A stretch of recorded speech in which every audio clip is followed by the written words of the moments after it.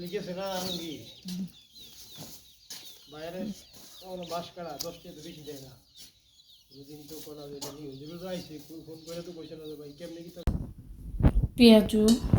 আয়োজন চলছে এক এক করে সব কিছু গুছিয়ে নিলাম এখানে পেঁয়াজ কেটে নিয়েছি এখানে বুট সিদ্ধ করে নিলাম বেগুন কেটে নিলাম ডিম সিদ্ধ প্রথম পেঁয়াজু ভাইটা নিতেছি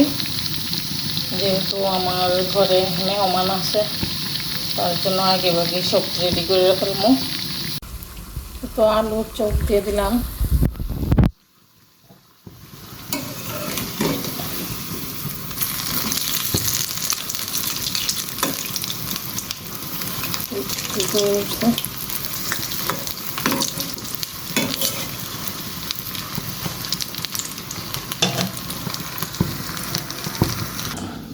তো আমি 2টা ডিমের বড়া বানাবো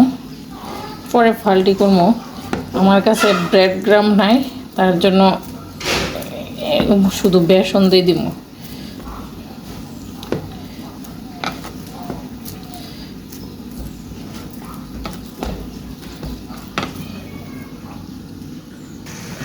অনেক ফুলকো ফুলকো হয়েছে রে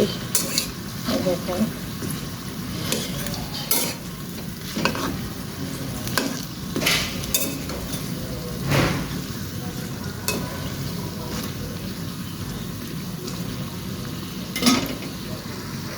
একা কাম দেখেন কত ভেজাল আমি গেছি বাইরে দেখাই দিতাম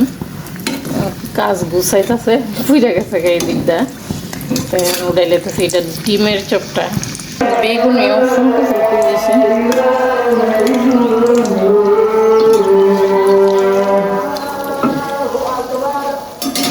আমি একদম বাইরে গেছিলাম একদম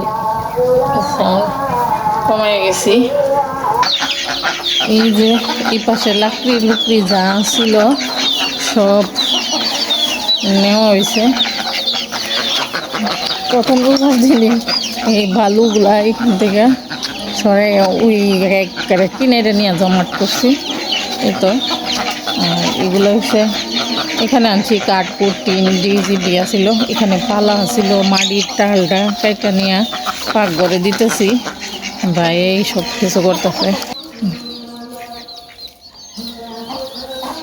একটুখানি বাইরে গেছি কালারটা এরকম আসা করছে তো প্রথম রোজার ইফতারি সব রেডি করলাম তো আমার ছেলে আইসা সব কিছু পরিবেশন করবে আজকের ইফতারির আয়োজন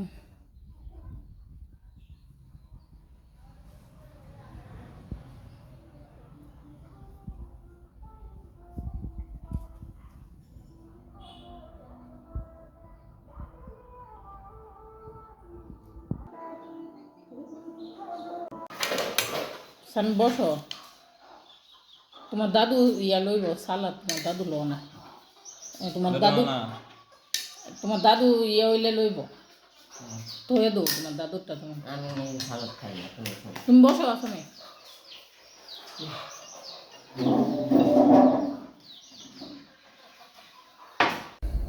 শেষ আজকে সেহরি খাবারে আছে কলা দিয়া মাছের তরকারি মাছ বোনা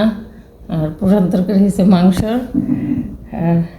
এই তো কলা দিলাম দুধ আনি নাই তো রহমত ভাই আশা করছে আর হুজুর আসে নাই আমি সব রেডি করে রাখছি এখানে এখন হুজুর আসবে সম্পূর্ণ রেডি করে গুছাইতে রাখছি এই তো ভোর রাতের খাবার তো আজকে রান্না দেখাতে পারি নাই